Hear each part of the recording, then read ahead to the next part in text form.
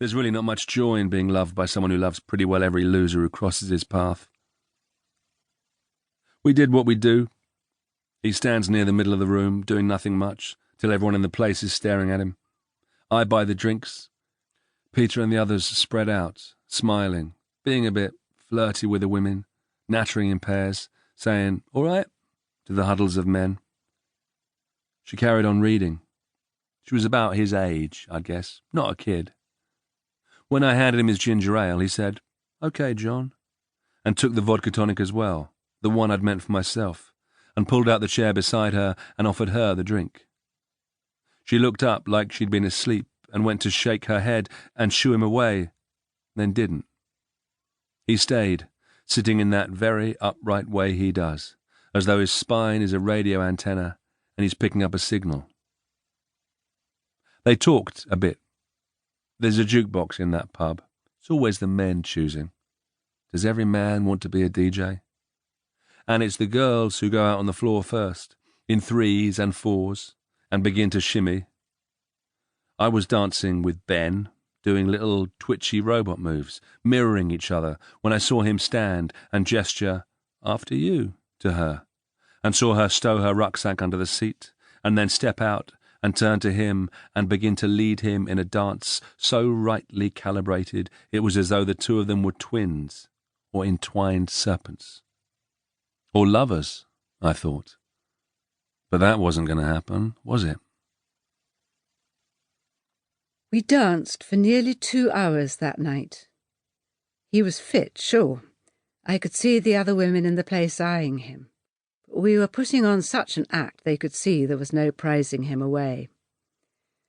I swim, mostly, for exercise. I go to the pool when I'm done in the cemetery and take a shower so hot it's like I'm scalding the night off me.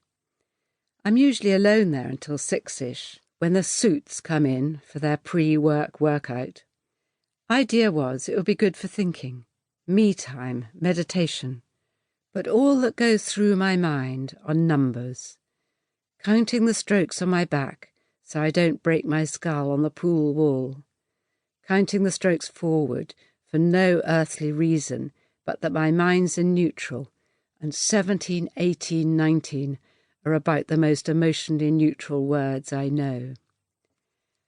I danced like that, without thinking about it, and it turns out that when mind stops interfering, body knows what to do.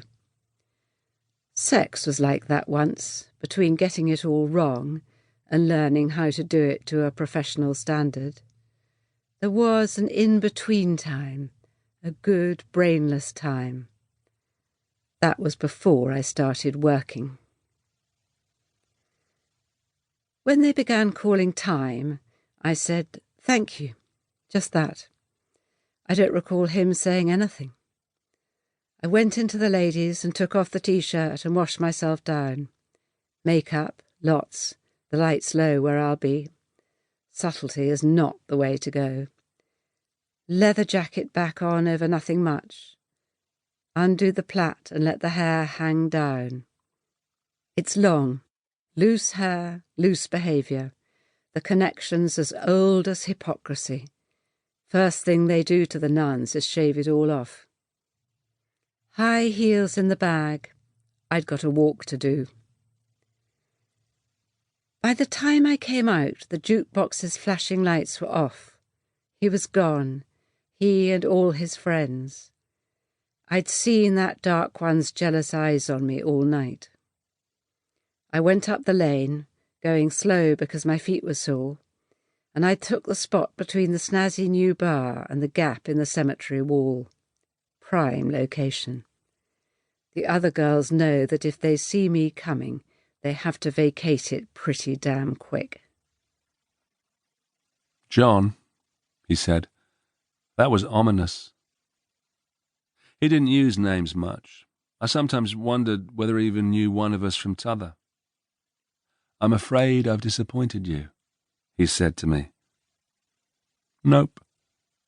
You can't be disappointed without having been hopeful, and I wasn't, not ever. He didn't want anything from me, and he wouldn't take anything either. He was sufficient unto himself. I dreamt about him.